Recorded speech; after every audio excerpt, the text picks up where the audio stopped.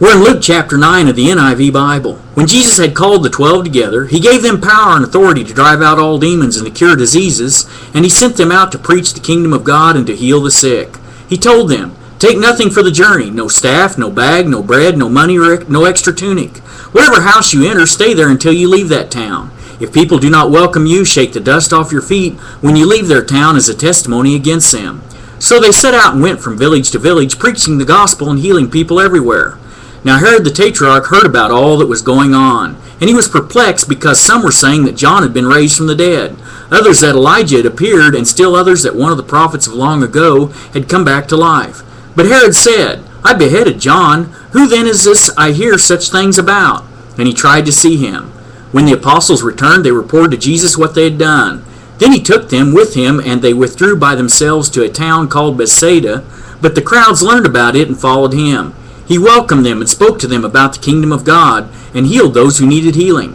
Late in the afternoon, the 12 came to him and said, "Send the crowd away so they can go to the surrounding villages and countryside and find food and lodging, because we are in a remote place here."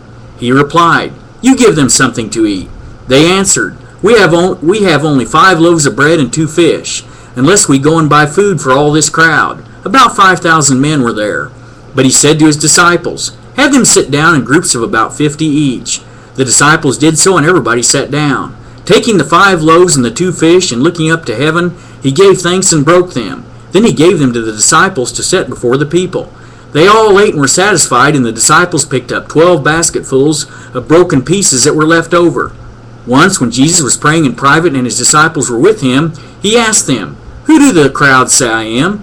They replied, "Some say John the Baptist, others say Elijah, and still others that one of the prophets of long ago has come back to life." "But what about you?" he asked. "Who do you say I am?" Peter answered, "The Christ of God." Jesus strictly warned them not to tell this to anyone, and he said, "The Son of Man must suffer many things and be rejected by the elders, chief priests, and teachers of the law, and he must be killed and on the 3rd day be raised to life." Then he said to them all, "If anyone would come after me, he must deny himself and take up his cross daily and follow me. For whoever wants to save his life will lose it, but whoever loses his life for me will save it.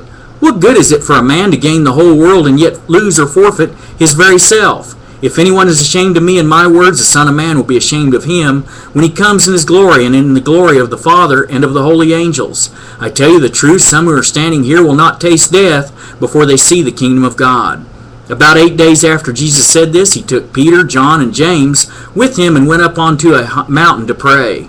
As he was praying, the appearance of his face changed, and his clothes became as bright as a flash of lightning. 2 men, Moses and Elijah, appeared in glorious splendor, talking with Jesus. They spoke about his departure, which he was about to bring to fulfillment at Jerusalem. Peter and his companions were very sleepy, but when they became fully awake, they saw his glory and the 2 men standing with him. As the men were leaving Jesus, Peter said to him, "Master, it is good for us to be here. Let us put up 3 shelters, one for you, one for Moses, and one for Elijah." He did not know what he was saying. While he was speaking, a cloud appeared and enveloped them, and they were afraid as they entered the cloud.